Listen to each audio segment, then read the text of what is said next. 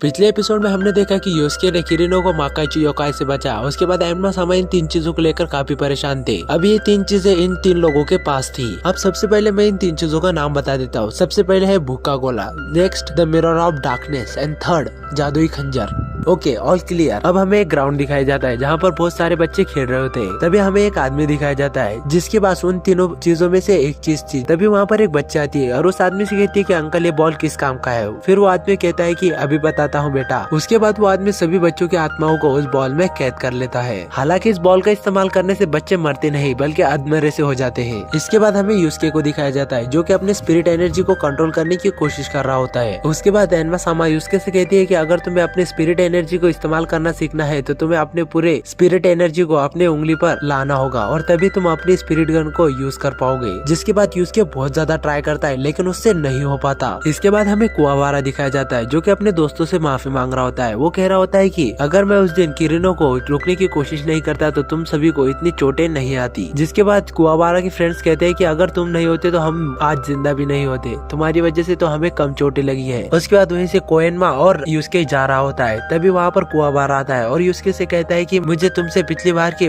मार का बदला लेना अभी बाकी है। जिसके बाद युस्के भी कहता है क्या अभी लेगा क्या। जिसके बाद कुआवारा कहता है हाँ, और फिर कोएनमा कहती है कि चलो चलो कोई जरूरत नहीं यहाँ से। फिर हमें बच्चों का और एक ग्राउंड दिखाया जाता है जहाँ पर बच्चे खेलते खेलते अचानक बेहोश हो जाते हैं और फिर वहाँ पर कोई नहीं था, गोकी ही थे जो कि अपने बॉल से उन सभी बच्चों की आत्माओं को उस बॉल में कैद कर दिया था। अब गोकी का पीछा करते करते युस्के गाड़ियों से भरी जगह पर आता है और फिर उसे वही जमीन पर गिरी वो बॉल मिलती है। जिसके बाद युस्के उसे जैसे उठाने जाता है गोकी उसे पीछे से हमला करता है। फिर गोकी अपने असली फॉर्म में आ जाता है। वहाँ पर युस्के और गोकी की घमासान लड़ाई होती है। युस्के गोकी को टच भी नहीं कर पा रहा था क्योंकि गोकी युस्के को मारने का चांस ही नहीं दे रहा था। गोकी इतना ज्यादा पावरफुल था कि उस पर युस्के का एक भी वार का असर बिल्कुल भी नहीं हो रहा था। उसके बाद गोकी और युस्के के बीच काफी देर तक वो फाइट चलती रहती है। फिर युस्के किसी तरह से अपने एनर्जी को कंट्रोल करता है और अपने स्पिरिट गन से गोकी के फेस पर एक बुलेट फायर करता है। जिसके बाद गोकी वहीं पर ही ढेर हो जाता है। इसके बाद युस्के एम्मा सामा को वो बॉल ले जाकर दे देता है। अब युस्के को दूसरी चीज यानी कि द मिरर ऑफ डार्कनेस को ढूंढना था। अब हमें तारुकानी दिखाया जाता है जिसने एक लड़की को कैद करके रखा था।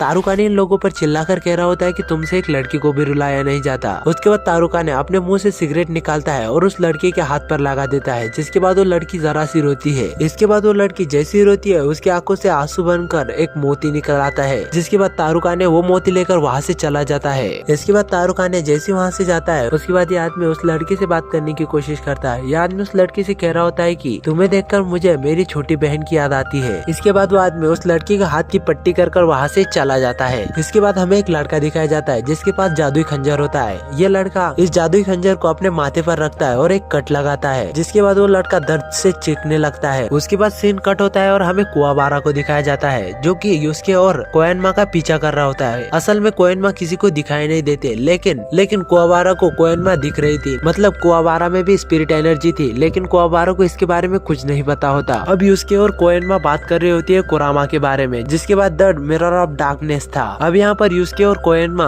कुरामा के बारे में बात कर रहे होते हैं। कोएनमा युस्के से कहती है कि कुरामा दिखता तो एक इंसान है लेकिन वो एक योकाई है। इसके अलावा उसके बारे में कोई खास जानकारी नहीं है। और कोएनमा युस्के से कहती है कि कुरामा के पास द मिरर ऑफ डार्कनेस है जिससे वो अपनी कोई भी इच्छा को पूरी कर सकता है। अब ये सारी बातें कुआवारा सुन रहा होता है। युस्के का पीछा करते करते कोएनमा जैसी गायब होती है कुआवारा उसे देख लेता है जिसे देखकर कुआवारा काफी ज्यादा हैरान हो जाता है। अब कुआवारा और जानकारी के लिए युस्के का पीछा करता है। तभी युस्के को बाजार में कुरामा दिख जाता है। जिसके बाद युस्के कुरामा का पीछा करने लगता है द मिरर ऑफ डार्कनेस को हासिल करने के लिए। जिसके बाद युस्के भी उसके पीछे पीछे चला जाता है। यहाँ भी कुआवारा युस्के के पीछे ही आ रहा था। अब युस्के कुरामा का पीछा कर रहा होता है और कुरामा के पीछे पीछे युस्के एक हॉस्पिटल में पहुँच जाता है। अब हॉस्पिटल में युस्के कुरामा के पीछे ही था लेकिन अचानक कुरामा कहीं गायब हो जाता है। और उसके बाद अचानक से कुरामा युस्के के पीछे आता है और युस्के से कहता है कि जैसे ही मेरा काम हो जाएगा मैं ये मिरर ऑफ डार्कनेस तुम्हारे हवाले कर दूंगा। उसके बाद कुरामा युस्के को अपनी माँ से मिलाता है जो कि बिल्कुल भी अच्छी कंडीशन में नहीं थी। कुरामा अपनी माँ का बहुत ज्यादा ख्याल रखता था। कुरामा युस्के से कहता है कि आज से 17 साल पहले एक बहुत ही ताकतवर शिकारी ने मुझ पर हमला किया था। उस शिकारी से बचने के लिए मैं अपनी माँ के पेट में पल रहे बच्चे में समा गया। जिसके बाद उस माँ ने मुझे मुझे जन्म दिया और आज तक वो माँ मुझे अपना बच्चा मानती रही है। मैंने सोचा था कि जैसे मैं बड़ा हो जाऊंगा और अपनी शक्तियाँ मुझे मिल जाएगी, लेकिन मेरी माँ की ऐसी हालत देखकर मुझे जाने का मन नहीं किया, इसीलिए मैं अपनी माँ का यहाँ पर ख्याल रख रहा हूँ। यहाँ पर कुरामा युस्के को वो डार्कनेस मिरर दिखाकर कह रहा होता है कि मेरी बस एक ही ख्वाहिश है, मैं अपनी माँ को बचाना चाहता हूँ बस। उसके बाद युस्के कुरामा से कहता है कि तुम ये सब बातें मुझे क्यों बता रहे हो, जिसके बाद कुरामा कहता है कि तुम मुझे अपने से लगे इसलिए दिल किया तो मैंने बता दिया। अब यहाँ पर कोएनमा इमोशनल होकर कह रहे होते हैं कि जल्द से जल्द इसके कुरामा की माँ ठीक हो जाए और कुरामा और उसकी माँ हंसते खेलते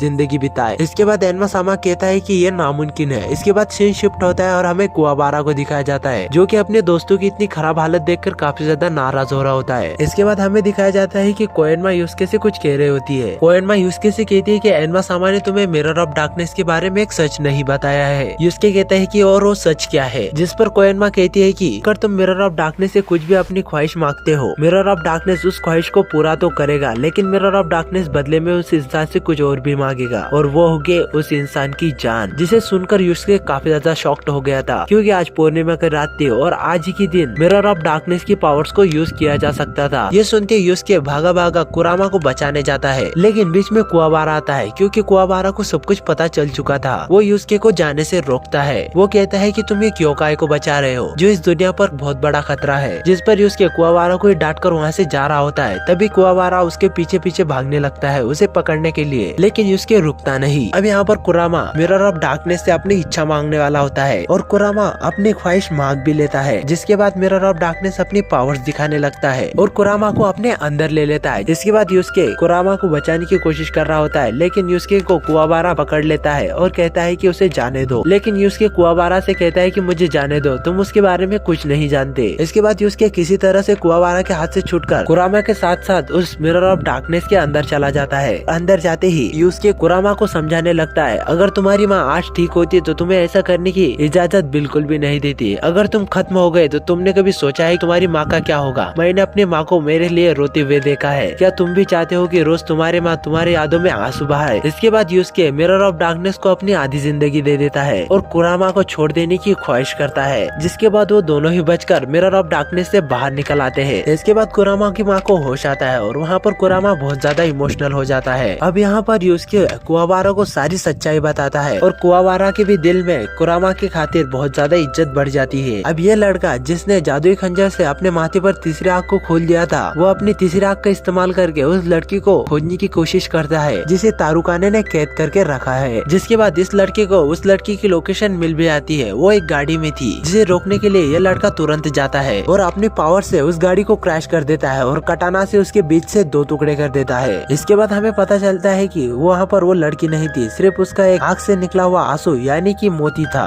जिसे यह लड़का फॉलो करते हुए वहाँ तक पहुँचा था। अब इस लड़के को बहुत ज्यादा गुस्सा आता है, क्योंकि वहाँ पर वो लड़की नहीं होती। अब तारुकाने इन लोगों पर काफी ज्यादा गुस्सा कर रहा होता है, क्योंकि वो मोती चोरी जा चुका था। तारुकाने उस मोती को अच्छे खासे पैसों में बेचना चाहता था। इसके बाद एक आदमी कह रहा होता है कि जिस तरह से वो मोती चोरी हुआ है, मुझे तो लगता है कि एक योकाई का ही काम है। उसके बाद तारुकाने गुस्से में साकियो को फोन लगाता है और कहता है कि तुमने जिस लड़की को मेरे पास भेजा था, उस लड़के के मोती को किसी योकाई ने चोरी कर लिया है। अब मुझे नहीं पता कि वो किस योकाई ने चोरी किया है, मुझे कुछ नहीं पता, मुझे बस मेरे पैसे वापस चाहिए, मैं लड़की वापस भेज रहा हूँ और सेंगोल वाली डील भी कैंसिल समझो। इसके बाद साकियो तारुकाने को विश्वास दिलाता है कि आगे से ऐसा कुछ भी नहीं होगा और तुम कोरिमो को मेरे पास लेकर आओ, मैं उसके आंसू निकालना बखूबी जानता हूँ, उन आंसू को चोरी ना होने की गारंटी भी मैं लेता हूँ। फिर साकियो तोगुरु से कहता है कि तुम्हारे लिए एक काम है। इसके बाद हमें तोगुरु और उसके भाई को दिखाया जाता है। तोगुरु यहाँ पर कहता है कि उम्मीद है ये काम दिलचस्प होगा, तभी तो मजा आएगा। और इसी के साथ ये एपिसोड यहीं पर ही खत्म होता है। अब आगे क्या होगा ये 3rd एपिसोड में पता चलेगा। तब तक अपना और अपनों का ख्याल रखिए। बाय।